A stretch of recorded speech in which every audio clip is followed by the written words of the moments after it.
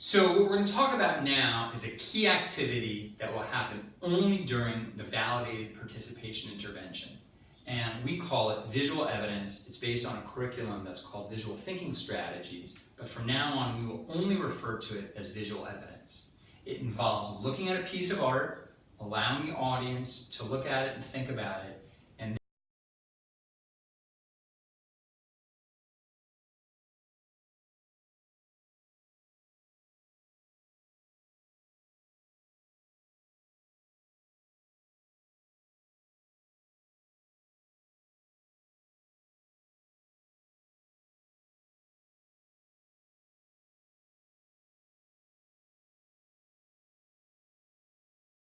will guide the discussion and allow the facilitator, again, to validate the participation of the parents in the room.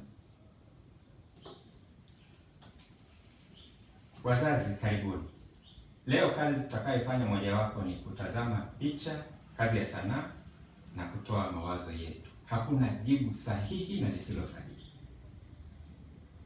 Naomba mtazame picha hii kwa dakika, alafu nitawauliza maswali.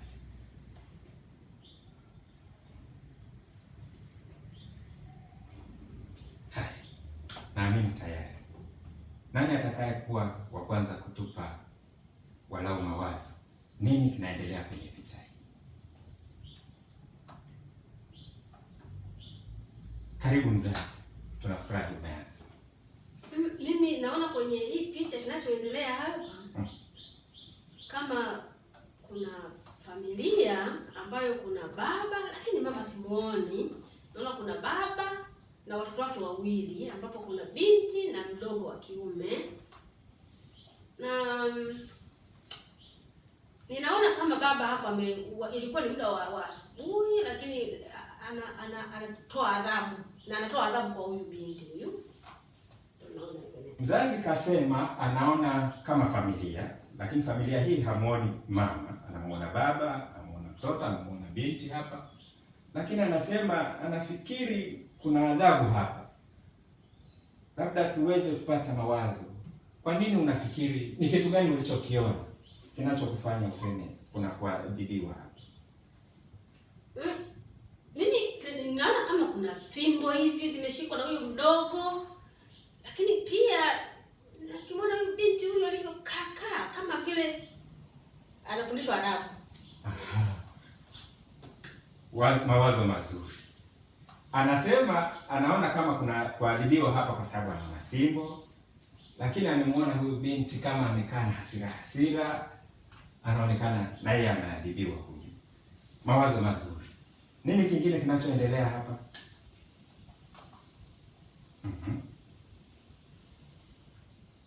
Mzazi asante kwa mawazo, lakini hebu tujaribu kupata mwingine huku, alafu nitakuja tena kwa. Mzazi karibu. Naona ni kama wamekaa kwenye nyumba. Wamekaa kwenye nyumba. Na naona kuna vikombe vitatu vya chai. Kimoja ni kama vile kina chai. Naona kuna binti amekaa, ni kama ameshika sigara. Alafu naona kama vile labda mzazi amemtuma kijana mdogo kwenda kutafuta fimbo ili aje amchape binti, ama amemaliza kumchapa, kwa hiyo yuko kwenye hali kama ya majonzi hivi, sio hali ya furaha. Na sijui, labda ni kwa sababu ni kama labda walikuwa wanataka kunywa chai hawajanywa, ni kabla ya kunywa chai ama chai imeisha, lakini hawaonekani kama ni watu wenye furaha. Mzazi kaungana na mzazi aliyetangulia kwamba hii anaiona kama familia, lakini anasema wako kwenye nyumba. Labda tumuulize hatua ya kwanza, labda atusaidie. Kitu gani ulichokiona kinachokufanya useme wako kwenye nyumba? Kwanza kwa nyuma kule naona kama vile kuna wingu, kwa kule ndo nje kule. Na nyuma ya hawa watu kuna kama mabanzi, kwa inawezekana ni nyumba labda ya mbao au nini. Kwa hiyo inaashiria tu wako ndani ya nyumba. Ndio. Lakini ukasema pia kuna yuko mwenye anaonekana kama hana furaha hivi. Sasa kitu gani umekiona kinafanya useme kwamba hana furaha? Ukiangalia binti ni kama amekunja amegeuza shingo, ni kama vile yuko kwenye hali fulani ya masikitiko ama ya majuto, amegeuka kidogo, amegeuza shingo. Kwa hiyo inaonyesha kama vile yuko kwenye masikitiko. Alafu ukimwangalia baba ametizama chini, binti ametizama upande wake, kijana mdogo kule nyuma ametizama upande mwingine. Kwa hiyo inawezekana kabisa hawa watu hawana furaha. Basi ni mawazo mazuri. Tunawashukuru, leo mmetoa mawazo mazuri sana. Hii kazi tutaendelea nayo wakati mwingine. Karibuni sana, asante. So that was a great example of the visual evidence activity. A few things I want to point out. First of all, of course, this was in a small office setting, and when it's actually done in the intervention, of course, it will be in a classroom with approximately 25 parents, hopefully balanced more or less between men and women. And just to point out a few things to remind you of what happened. So Prosper, our facilitator, asked, of course, he started out by asking what's going on in this picture. And he looked to the members of the audience, and he started in Kondrata, who was a parent, raised her hand, and she said a few things. She talked about the fact that she thought that people were sad, I think was one point that she made. And she was asked to back that up with some evidence, and she talked about their facial expressions. So that was some of the back and forth. We looked for what's going on in this picture, and what do you see in the picture that makes you say that. After Prosper, the facilitator, had some back and forth with this one lady, he then asked to the entire room, what else is going on?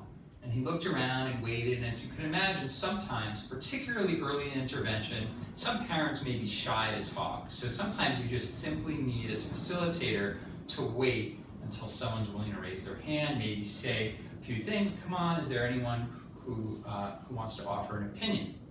Now, what happened? Well, the same lady raised her hand again. And that may happen quite often, but it's important to do just what Prosper did, which was he said, thank you, but said, is there anyone else in the room who can make a contribution? And again, he waited, looked around. He didn't point to anyone in particular. He just kind of waited, and hopefully someone would raise their hand. And eventually the other lady, Glory, did. And she, again, offered some ideas. And she talked about the fact that, for instance, one of the points she made was that they were in a house. And again, after she made a few comments, Prosper asked, what do you see that makes you say that? And she made some comments about the fact that here are some walls here and that you could see the horizon outside. So she backed up what she did with some evidence. Now, it's important to remember, there are no right or wrong answers here, right?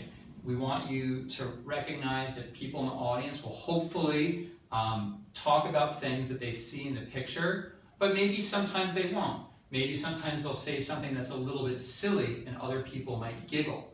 But it's important for the facilitator to try and make sure that everyone feels good about their participation and to acknowledge what they said. If as facilitator, someone has said something you don't quite understand, you can repeat it and then try to move on and find someone else. But again, it's really important to validate everyone, acknowledge what they said, as Prosper did, be polite and appreciative of all of their contributions. So that's visual evidence.